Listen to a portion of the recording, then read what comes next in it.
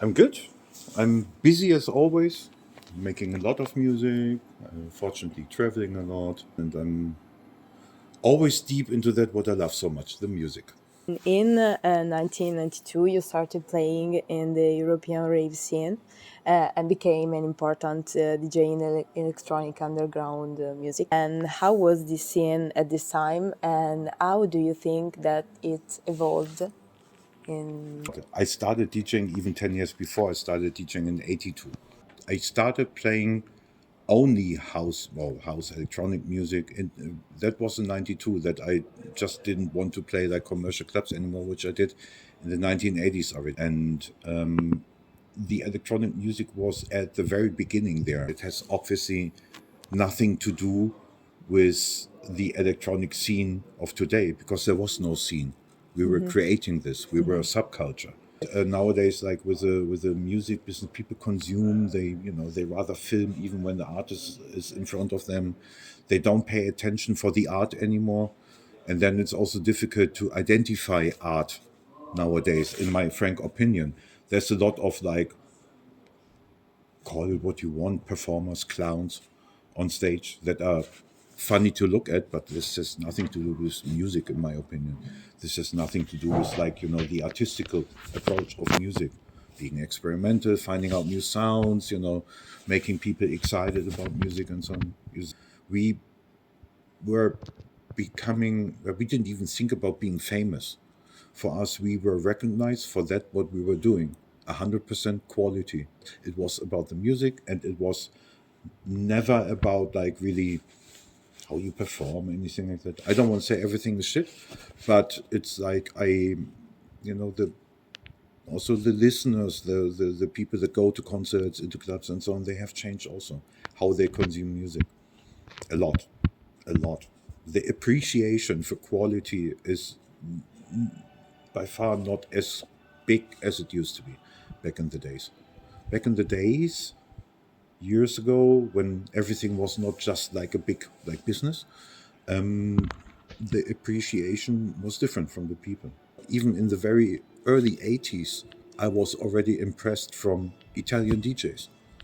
I remember 1983 or so, I had an album cover of an Italian DJ. I don't know who it was, Francesco, but who was mixing actually live on four decks, on four turntables. No one in the world was doing that at the time in the early 80s, was the Italian DJ. And this is, why Italian club culture was always very strong. Here, also in Italy, is still since more than 20 years the country I play the most.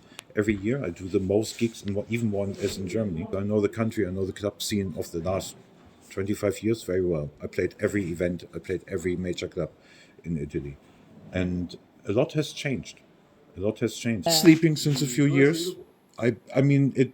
I always had a label since the 90s.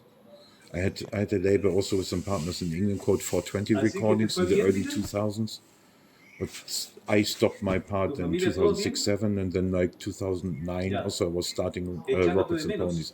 I didn't do many releases, but I think I did quite some strong releases, and I'm thinking at the moment to kind of like bring that baby alive again. But then it's a little bit about the relevance of labels nowadays. It's like, does it make sense because it costs money, obviously, and it is to have like somehow find the ways with everything nowadays to bring attention to the project.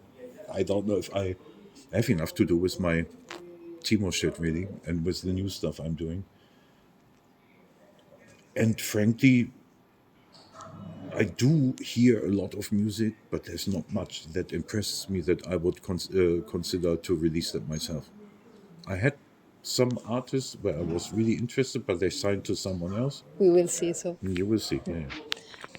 In the very beginning of my career, there is a lot of people. There's this like electronic band called Kraftwerk, which is like a lot connected like with like the typical German sound. The first like the innovators of synthesizers started when I was under 10. When I was like 7 or 8, I was, because my brother was also listening to that, to listen to Jean. That was the first time I lost myself in music completely. That there where I realized, oh fuck, It's like this is what music can do, that you forget everything around you, just going on some kind of journey as a little. And yeah, huge respect until today. That today he's still there. He's over 70. He's still making music. The Guinness Book of World Records also with the biggest concert ever played in Paris. He played a concert many moons ago over the whole city with like 4.5 or 5 million people attending, and the laser show over the whole city of Paris. Like complete 1980s or 90s, completely crazy shit. The ultimate club was in the early 2000s, Secoloco at DC-10 in Ibiza for until the smartphone came out in 2005.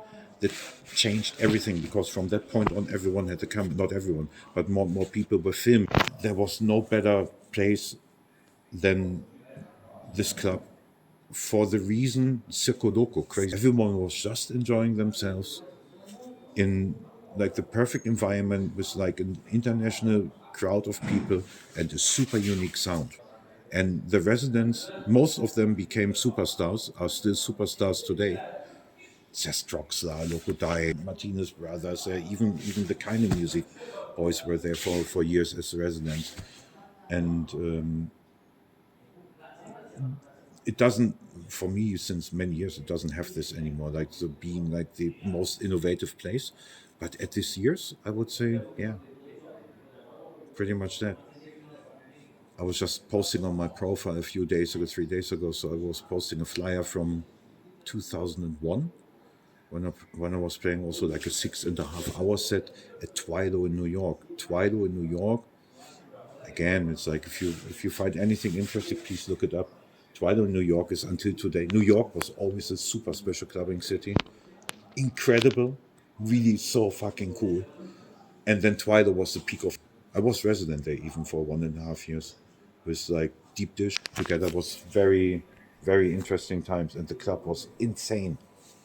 That the sound system there for I don't know $2 million, which was sounding like nothing else. I remember in the DJ booth we even had like a little joystick, early 2000s, a joystick where you can basically drive the sound 3 dimensional through the room, which was an industrial room. So when you had like a siren or signal, you would, and the people were like, whoa. Huh? It's insane. Just insane. It has Wow. nothing to do with today's clubbing. It's nothing to do with these dummies jumping around and showing their 3 tits in blue skin and all that. I find this a bit frustrating from my artistical side. I don't want to be like the angry gray man. Don't misunderstand me. I love music and have so much respect for artists. And I just think, people would need a slightly little bit more of musical quality and maybe also a little bit more of open-mindedness and pay a bit more attention than 3 4 seconds on their TikTok. This is not I'm into music. Yeah, what? Because you you can swipe like really fast and consume like 15 songs in less than 1 minute. This is not listening and appreciating music.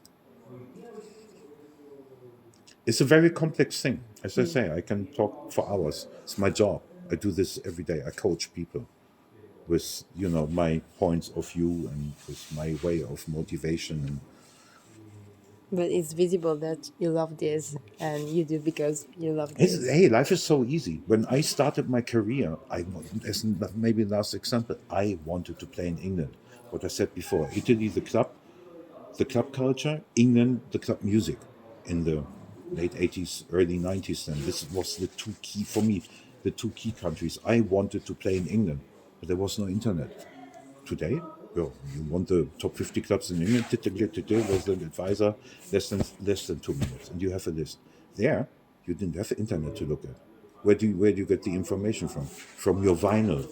Sometimes there is a club address, or from some fanzines or magazines that you only get like in the big cities at the train stations, maybe. Yeah, or you're traveling to England or Holland and then you can buy the stuff. I was collecting 1 year to get club addresses, and then I made promo packages, 10-inch record, good old mixtape, cassette tape. Yeah, put it in and sent it to 50 clubs. I need 1 year to collect these addresses. And I was getting response for that. I was working hard for that. I was getting response for that.